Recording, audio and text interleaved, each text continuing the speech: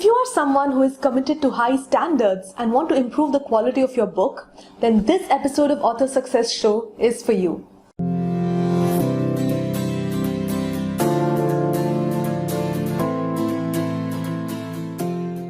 Hey there, my name is Jyotsna Ramachandran. I'm the founder and CEO of Happy Self Publishing. Welcome to this episode of Author Success Show, where I'm going to be talking to you about 5 people who can improve the quality of your book.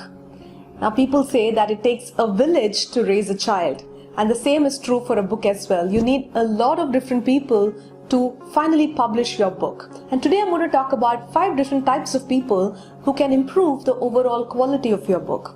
Now, you might be either starting the process of writing your book, or you're halfway through, or you've finished your manuscript, but you're unsure of how the final output is going to be, or you're not really confident that the quality of your book is great. Then I highly recommend that you watch this entire episode and decide which of these 5 people you want to be working with. So the first person I'm going to be talking about is an angel writer. I love angel writers. They are literally angels who can help you write your book if you are horrible at writing your book. Now, there is nothing to be ashamed of. Some people are gifted with the skill of writing and some people are not. I believe that an author need not be a great writer. Now, if writing is your skill and your passion, then you go ahead and write your book. But if it is not, then don't force yourself to become a good writer first before writing your book. As an author, you just need to bring your knowledge, skills, your ideas, thoughts, your message onto the table. The rest of it can be outsourced, and even the writing. So an angel writer is somebody who is not a ghostwriter. They will not just go and do the research and writing for you, but they will be working hand in hand with you. They will be sitting with you, understanding how should be the outline of the book, and then they will start interviewing you based on that outline. This can happen over multiple sessions, but in each of these sessions, they're going to be questioning you to get out the best information from you. They're going to be as curious as your reader to get the best information, and you, as the author, you just have to sit back and keep answering the questions as if you've gone on Oprah's show. That's all you need to do. And your angel writer will record all this conversation, they will listen back to what was discussed, and they will write the book for you. Now, these people can drastically improve the quality of your book if you're not a gifted writer. You may be dyslexic or you may not have the time to write, so you need to be working with an angel writer to write the book for you. The second type of people who can improve the quality of your book are book coaches. Now, there could be a scenario where you really love writing, but you're getting stuck somewhere. It's been months since you started writing your book, but you're not able to finish it. You're really unsure of the quality of your writing and you need some feedback and some criticism on improving it. All this and more would be given by a book coach. A book coach is this person who would hold you accountable, who would check on your progress every single week and give you inputs to improve the quality of your book. They will create a roadmap for your progress and they will set strict deadlines for you to adhere to. So if you are somebody who really work well in an environment of accountability, then you should be working with a book coach. These people can drastically transform the quality of your book. The third type of people who can improve the quality of your book are developmental editors. Now, let's assume that you've not worked with an angel writer or a book coach and you're almost in the stage where you're finishing your manuscript. Then you need to be working with a developmental editor. Now, if somebody like a book coach or an angel writer is already supporting your book, then they will pretty much guide you in structuring the book and you may not need a developmental editor. But if you've completely written the book yourself and nobody else has seen your book yet, then I highly recommend that a developmental editor goes through your book and give you inputs on the structure of your book. Now, what these people would typically do, they would read the entire book and share a report with you on the overall reading experience of the book.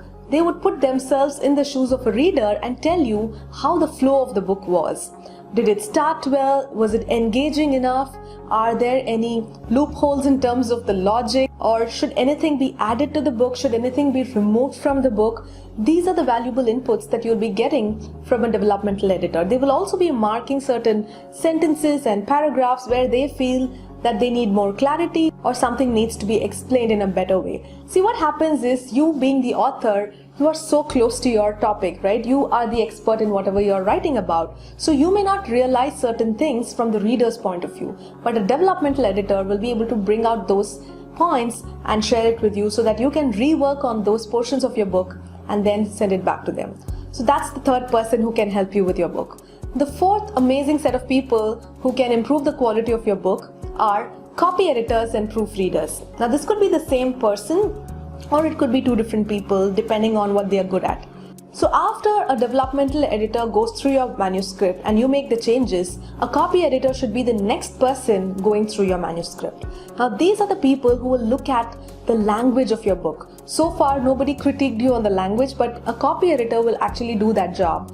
They would highlight those phrases and words which need restructuring. If the sentence needs to be restructured or a better word can be replaced, they would highlight those things and provide you inputs on the vocabulary and the sentences. And all these changes will be highlighted for you in a different color typically so that you know what are the inputs that they've given. And as an author, it's your call to accept those changes or decline them. If you're self-publishing your book, you get to take that call. So these people also help you to improve the overall writing quality. And then comes the final set of people who can really make a big difference to your book. These are your beta readers. A lot of authors miss this step. As soon as the book comes from their editor's desk, they immediately go ahead and publish it. But please don't do that. If you have an audience who are your exact target readers, then you should make use of that community and give some of them your final manuscript so that they can read it thoroughly and give you some inputs from the reader's point of view. A lot of seasoned authors do this because they know who exactly their readers are. They would pick some of them who volunteer to become their beta readers and ask them to go over the book. Because these people can probably give you some inputs that everybody else has overlooked, and that could be super valuable. And you don't want to get those inputs after the book is published. You want to get those inputs and decide if you want to take them and make the necessary changes before the book goes to get formatted and published later. Therefore, even if there are a couple of people who can read your book, please make them your beta readers and improve the quality of your book. So I hope you found this episode useful. Make sure you use one or more of these people to improve your book's quality. It could be your angel writer, your book coach, your developmental editor, copy editor, proofreader, or your beta readers. Make use of all these people and create that masterpiece that you've always wanted to publish.